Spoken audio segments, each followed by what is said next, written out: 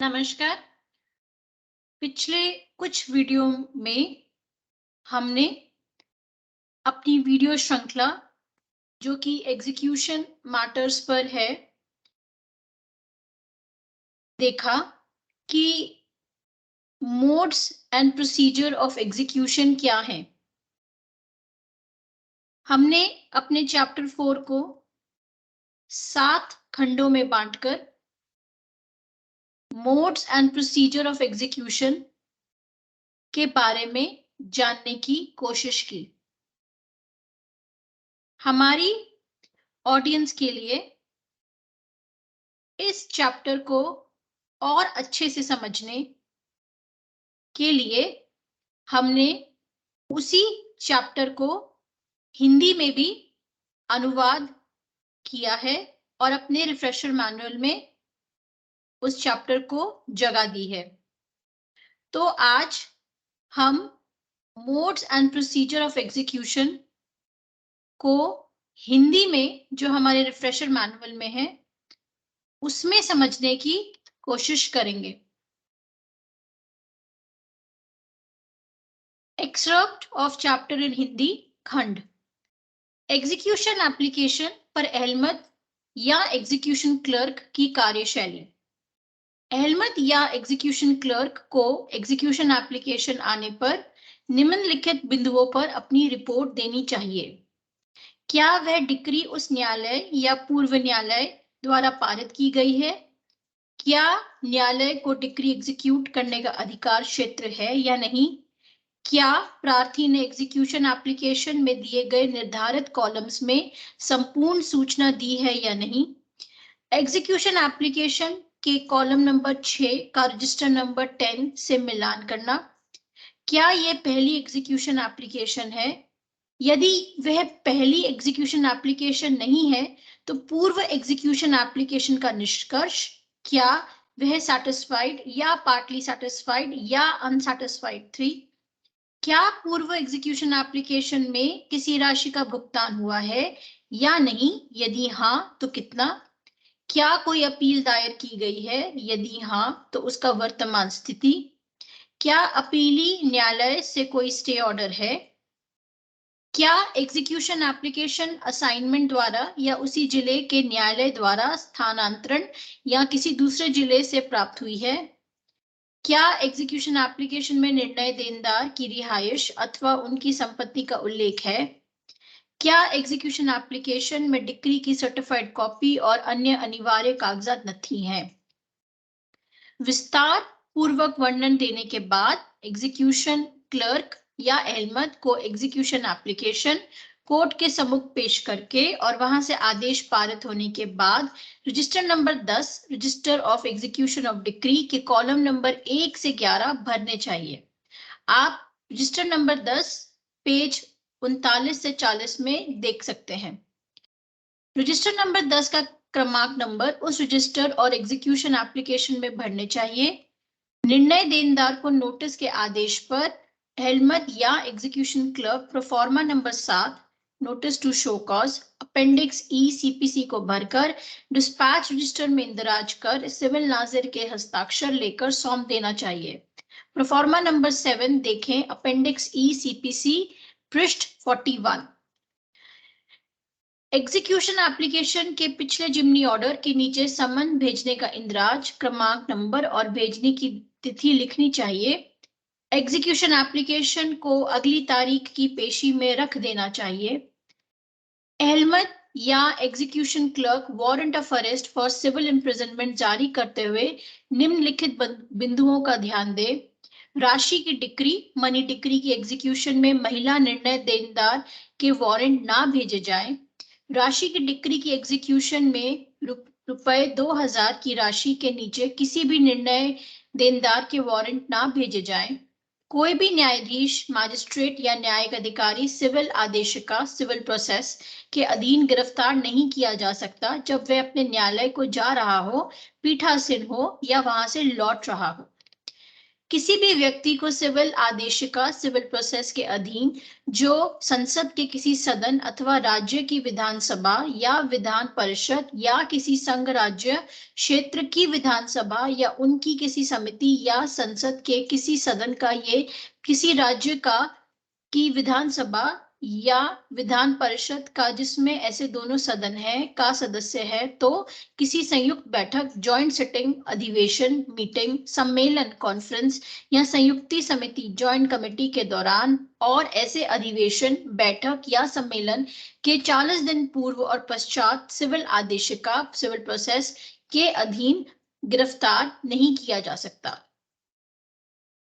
Section 34 of the Punjab relief of indebtedness act 1934 के मुताबिक किसी भी डेटर को जो कि एक्ट में डिफाइन है को मनी डिक्री में ना ही अरेस्ट किया जा सकता है और ना ही बंदीकरण किया जा सकता है। इसके लिए इसके वारंट ऑफ अरेस्ट नहीं इशू करने चाहिए। वारंट ऑफ अरेस्ट बेलिफ के नाम संबोधित होना चाहिए। अहलमत या एग्जीक्यूशन क्लर्क को वारंट ऑफ अरेस्ट जारी करने के उपरांत उस प्रोसेस को अपने डिस्पैच रजिस्टर में इंदराज करके प्रोसेस जिला या उपमंडल की नजारत शाखा को तामील हेतु सौंप देना चाहिए। अहलमत नाजिर को प्रोसेस सौंपते हुए अपने डिस्पैच रजिस्टर में इसकी पावती भी लेनी चाहिए। अहलमत या एग्जीक्यूशन क्लर्क द्वारा वारंट पर यह नोट दिया जाना चाहिए कि यदि निर्णय देनदार उस वारंट में बताई हुई राशि दे देता है तो उसे गिरफ्तार नहीं किया जाएगा। यदि न्यायालय निर्णय देनदार को सिविल कारागार में रखने का आदेश पारित करता है तो अहलमत या एग्जीक्यूशन क्लर्क को proforma number 14A appendix E CPC bailiff के नाम भरकर नाजिर को सौंप देना चाहिए। देखिए proforma number 14A appendix E CPC पृष्ठ 49 पर। यदि न्यायालय दोनों पक्षों को सुनने के बाद निर्णय देनदार को दीवानी कारावास में रखने का आदेश पारित करता है तो अहलमत या एग्जीक्यूशन क्लर्क को proforma number 14 appendix E CPC bailiff के नाम भरकर नाजिर को सौंप देना चाहिए। उसके लिए देखें proforma number 14 appendix E CPC पृष्ठ 50।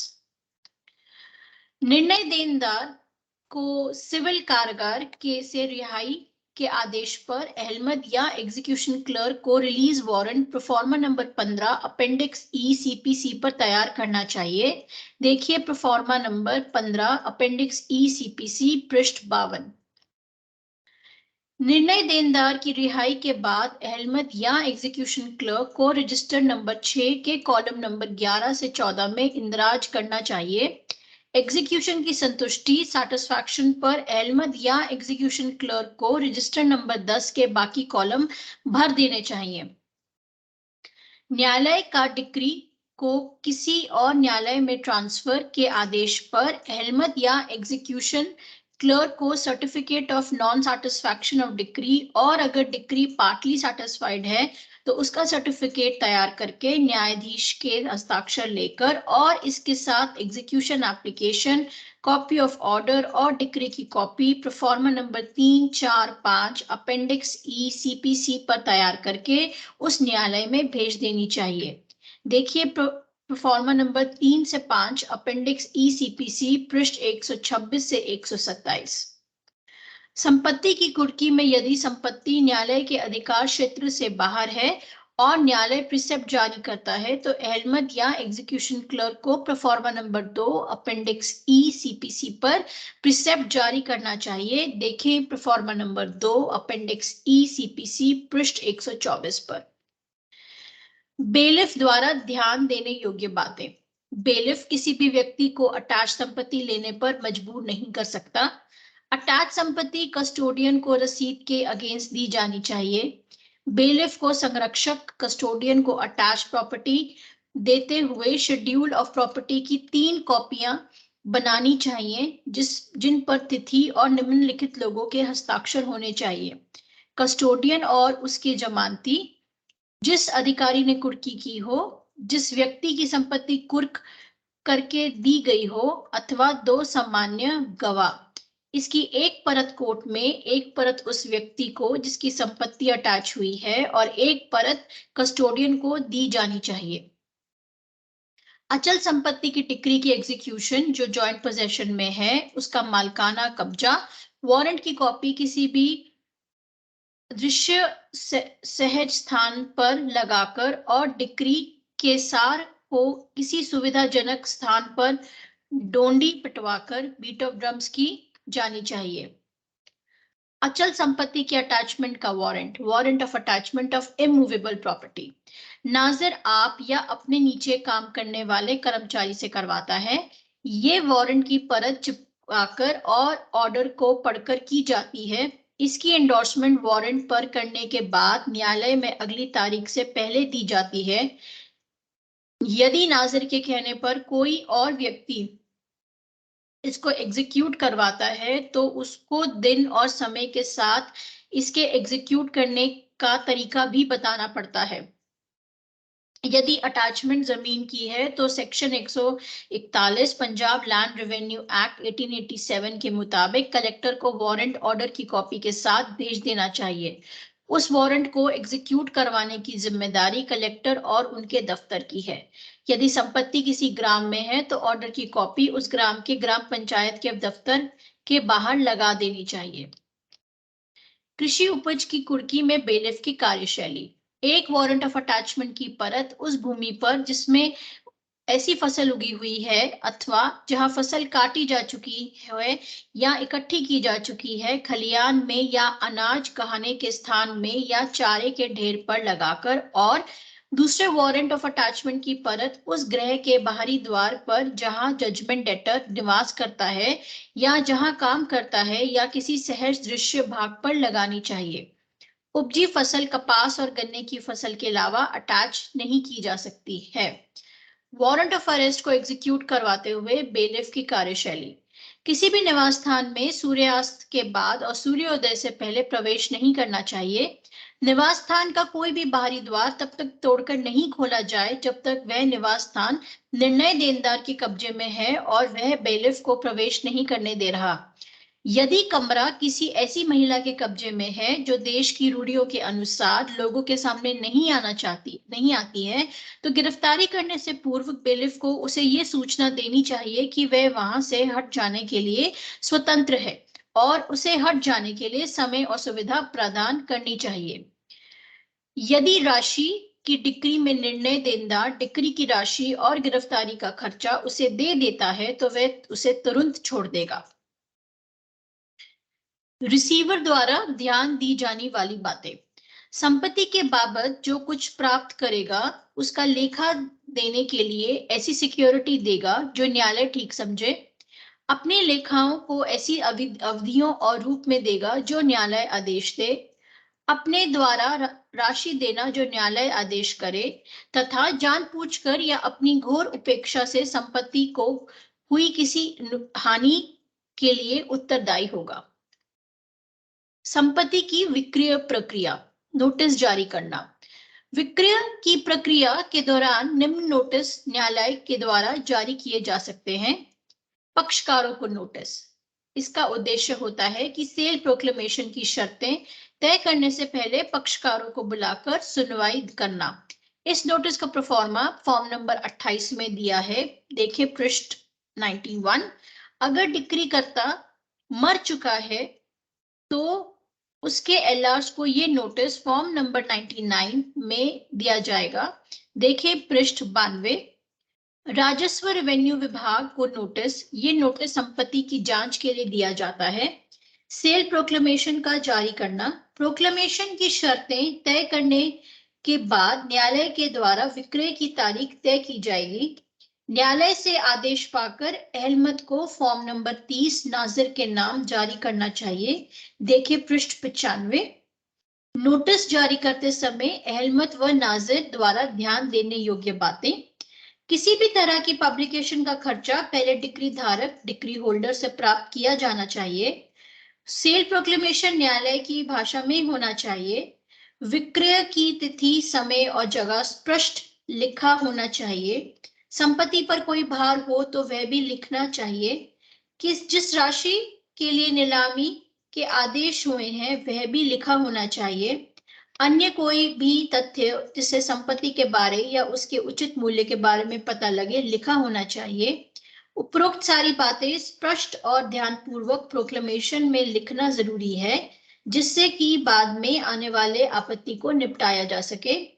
प्रोक्लेमेशन में न्यायालय द्वारा संपत्ति की कीमत का अंदाजा देना जरूरी नहीं, केवल पक्षकारों द्वारा दी गई कीमत लिख देना ही काफी है। संपूर्ण संपत्ति का या जितनी संपत्ति की नीलामी होनी है स्पष्ट दर्शाया जाना चाहिए। जहां संपत्ति पर कोई कर लगा हो तो वहां संपत्ति कर सब स्पष्ट लिखा जाना चाहिए। उपरोक्त बातों का ध्यान रखकर बनाए हुए प्रोक्लेमेशन पर एहलमत द्वारा न्यायाधीश के हस्ताक्षर लिए जाने चाहिए और प्रोक्लेमेशन की 4 प्रति तैयार की जानी चाहिए जो कि बेलिफ को दी जाएगी। प्रोक्लेमेशन नोटिस की सर्विस। नाजिर को उपरोक्त फॉर्म प्राप्त करने के बाद फॉर्म नंबर 29 जारी करना चाहिए और क्षेत्र के हिसाब से ये नोटिस बेलिफ को तामील के लिए देना चाहिए। देखिए पृष्ठ 91। बेलिफ की जिम्मेदारियां। बेलिफ को उचित समय पर नोटिस पर दिए गए पते पर जाना चाहिए और निम्न तरीकों से उसे घोषित करना चाहिए। जिन संपत्ति को विक्रय करना है उस जगह पर या उसके आसपास जोर से प्रोक्लेमेशन को पढ़कर सुनाना चाहिए या फिर ढोल बजाकर भी बताया जा सकता है, जिससे कि सब की जानकारी में ये बात स्पष्ट शब्दों में आ जाए। प्रोक्लेमेशन की एक प्रति को संपत्ति के किसी अप्रत्यक्ष जगह पर चस्पानगी करनी चाहिए। प्रोक्लेमेशन की एक प्रति न्यायालय के नोटिस बोर्ड व अन्य प्रत्यक्ष जगह पर चस्पानगी करनी चाहिए। यदि संपत्ति पर भूमि कर दिया जा रहा है तो ऑफिस ऑफ कलेक्टर जहां संपत्ति स्थित है में भी एक प्रति चस्पानगी करनी चाहिए। यदि संपत्ति गांव में है तो उस गांव की ग्राम पंचायत के कार्यालय में भी एक प्रति चस्पानगी करनी चाहिए। यदि संपत्ति किसी कंटोनमेंट एरिया में है तो एक प्रति कंटोनमेंट बोर्ड और मिलिट्री एस्टेट्स ऑफिसर जहां वे कंटोनमेंट स्थित है में भेजनी चाहिए। नीलामी करने की प्रक्रिया। एहलमत को न्यायालय द्वारा जारी किया गया sale warrant process serving agency को देना चाहिए। इसके पश्चात प्रोसेस सर्विंग एजेंसी द्वारा उस वारंट को कोर्ट ऑक्शनर को देना चाहिए। कोर्ट ऑक्शनर को निर्धारित समय, दिन और जगह पहुंचकर नीलामी की उद्घोषणा करनी चाहिए, संपत्ति का विवरण देना चाहिए, न्यायालय द्वारा निर्धारित संपत्ति का रिजर्व प्राइस भी बताना चाहिए। उसके बाद नीलामी की प्रक्रिया शुरू की जानी चाहिए। आखिरी बोली को 3 तक गिनने और हथौड़े की ठोक के बाद सुनिश्चित किया जाना चाहिए। कोर्ट ऑक्शनर द्वारा ध्यान देने योग्य बातें। न्यायालय द्वारा नीलामी रोकने के आदेश का दस्तावेज पेश करने पर नीलामी तुरंत रोकनी चाहिए। यदि बोली सुनिश्चित होने से पहले डिक्री देनदार सारी रकम चुका देता है और इस बारे दस्तावेज पेश कर देता है तो नीलामी को रोकना चाहिए। डिक्री धारक को नीलामी में बोली लगाने के लिए न्यायालय की मंजूरी लेनी होगी। यदि डिक्री धारक को न्यायालय से नीलामी शुदा संपत्ति खरीदने की मंजूरी मिल जाती है तो उसे परचेज मनी जमा नहीं करना, उसके पैसे एडजस्ट कर लिए जाएंगे। अचल संपत्ति के रहनदार मॉर्गेजी को भी नीलामी में भाग लेने के लिए न्यायालय की इजाजत लेनी होगी। बिना इजाजत वे बोली नहीं लगा सकता, इस बात का ध्यान रखना चाहिए। यदि किसी व्यक्ति संपत्ति का हिस्सेदार उसकी बोली लगाता है तो उसकी बोली बाहरी व्यक्ति के मुकाबले ज्यादा मान्य मानी जानी चाहिए। संपत्ति की नीलामी से जुड़े अफसर या अन्य व्यक्ति ना ही बोली लगा सकते हैं और ना ही किसी प्रकार से संपत्ति में किसी भी प्रकार से अधिकार हासिल कर सकते हैं, इस बात का ध्यान रखना चाहिए। नीलामी के बाद खरीदार द्वारा पैसे का जमा करना। अचल संपत्ति। जिस व्यक्ति की बोली सुनिश्चित हो जाती है उसे तुरंत विक्रय राशि का 25% नकद या चेक से कोर्ट ऑक्शनर को देना चाहिए। यदि वह ऐसा नहीं कर पाता तो कोर्ट ऑक्शनर को certificate of resale form number 31 तुरंत जारी करना चाहिए। उसके लिए देखें पृष्ठ 104। यदि खरीदार 25% जमा कर देता है तो बाकी पूरी रकम 15 दिन के अंदर न्यायालय में जमा करानी चाहिए। यदि पूरी रकम 15 दिन में जमा नहीं होती तो पुरानी जमा की राशि नीलामी का खर्चा काटकर सरकारी खाते में जमा करा देनी चाहिए। नीलामी के बाद खरीदार द्वारा पैसा जमा कराना चाहिए। चल संपत्ति। नीलामी के बाद सारा पैसा एक साथ कोर्ट ऑक्शनर के आदेश के अनुसार जमा कराना होगा। पैसा जमा होने के बाद कोर्ट ऑक्शनर को खरीदार के नाम रसीद जारी करनी चाहिए, जिसके बाद विक्रय एब्सोल्यूट मानी जाएगी। यदि खरीदार पैसा नहीं जमा कराता तो संपत्ति को तुरंत उस दूसरे खरीदार को बेच देना चाहिए। कोर्ट ऑक्शनर द्वारा पैसे को जमा कराना। कोर्ट ऑक्शनर जो भी पैसे प्राप्त करे उसे कुर्की के बाद पहले वर्किंग डे में ट्रेजरी या स्टेट बैंक ऑफ इंडिया में जमा करवाना चाहिए, जो विक्रय नजारत ब्रांच द्वारा की जाएगी। तब पैसा न्यायालय में जमा कराया जाना चाहिए। पैसे का वितरण। पैसे का वितरण न्यायालय के आदेश अनुसार निम्न खर्चे निकलने के बाद किया जाएगा। सरकारी कमीशन, उसके लिए देखें rule 22 chapter 12 volume 1 part L high court rules and orders. यदि विक्रय कोर्ट ऑक्शनर द्वारा की गई है, कमीशन का 80% कोर्ट ऑक्शनर को दिया जाना चाहिए और बाकी 20% के सरकार के खाते में जमा कराना चाहिए। यदि विक्रय नजारत ब्रांच ने की है, तब विक्रय पर किया खर्चा रिकवर करना होगा। ये खर्चा कमीशन से ज्यादा नहीं होना चाहिए। संपत्ति को कस्टडी में रखने और उसके देखरेख पर किया खर्चा। अहमद द्वारा ड्राफ्ट सर्टिफिकेट तैयार करना। न्यायालय द्वारा विक्रय की पुष्टि हो जाने के बाद अहमद को सर्टिफिकेट तैयार करना चाहिए और उस पर जज साहब के हस्ताक्षर कराने चाहिए। सेल सर्टिफिकेट के फॉर्म के लिए देखें फॉर्म नंबर 38 अपेंडिक्स ECPC पृष्ठ 108 से 109। फिर उस सर्टिफिकेट के अनुसार एक ड्राफ्ट तैयार करना चाहिए। ये ड्राफ्ट खरीदार के द्वारा खरीदे गए स्टैम्प पेपर पर बनाया जाना चाहिए। इस पर वो तारीख जब सेल संपूर्ण हुई लिखना अनिवार्य है। अहमद द्वारा ध्यान देने योग्य बातें। ड्राफ्ट की प्रति अहमद को रजिस्ट्रार के दफ्तर भेजनी चाहिए। ड्राफ्ट परमानेंट ब्लैक इंक स्थायी काली स्याही से लिखा जाना चाहिए। ड्राफ्ट स्थानीय भाषा में लिखा जाना चाहिए। कब्जा देने की प्रक्रिया। अचल संपत्ति। न्यायालय के आदेश अनुसार अहमद को वारंट ऑफ पोजेशन जारी करना चाहिए। इसका प्रारूप फॉर्म नंबर 39 अनेक्षर ई में दिया है। अहमद को वारंट ऑफ पोजेशन बेलिफ को देना चाहिए। बेलिफ इस वारंट को लेकर मौका पर जाना चाहिए। जो भी व्यक्ति कब्जा में हो उसे खाली जगह करने को कहना चाहिए। यदि कब्जा धारक कब्जा देने से मना करे तो बेलिफ द्वारा उचित जोर लगाकर कब्जा लिया जा सकता है। इस बात बारे बेलिफ को वारंट के पीछे एंडोर्समेंट देना चाहिए। बेलिफ को उचित चेतावनी और महिलाओं को वहां से हटने का उचित मौका देना चाहिए। किसी भी रुकावट की सूरत में बेलिफ दरवाजा खोलकर ताला तोड़कर या कोई भी अन्य तरीका जिससे कब्जा लिया जा सके अपनाया जा सकता है। यदि संपत्ति में किराएदार है तब विक्रय सर्टिफिकेट की कॉपी घर के किसी प्रत्यक्ष भाग पर चस्पांगी करनी चाहिए और सेल की उद्घोषणा करनी चाहिए। इस बारे वारंट के पीछे एंडोर्समेंट कर न्यायालय में लौटाना चाहिए। जब संपत्ति पर और भी हकदार हों तब भी उपरोक्त प्रक्रिया अपनानी चाहिए। अगर कोई कब्जा लेने में बाधा डाले तो वारंट के पीछे ये रिपोर्ट लिखकर न्यायालय में वापस कर देनी चाहिए। ऐसे में बेलिफ न्यायालय से पुलिस सहायता की मांग भी कर सकते हैं। कब्जा देने की प्रक्रिया। चल संपत्ति। न्यायालय के आदेश अनुसार अचल संपत्ति खरीदार को सौंप दी जानी चाहिए। इस बारे अहमद द्वारा रसीद जारी की जानी चाहिए। यदि संपत्ति किसी और के कब्जे में है तो उसे फॉर्म नंबर 32 के प्रारूप नोटिस जारी कर दिया जाना चाहिए। तो ये सारा जो हिंदी रूपांतरण है ये चैप्टर नंबर 4 के बारे में किया गया है। अगले कुछ वीडियोस में हम चैप्टर 5 जो प्रोसेस सर्विंग एस्टैब्लिशमेंट के बारे में बताता है उसके बारे में जानेंगे। तब तक के लिए नमस्कार।